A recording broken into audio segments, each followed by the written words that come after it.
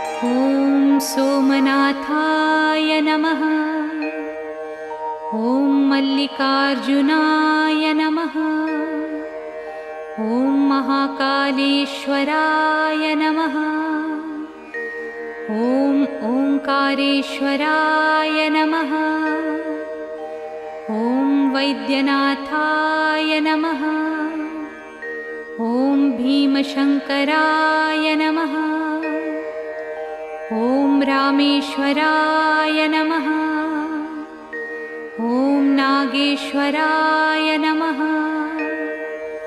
ॐ विश्वेश्वराय नमः।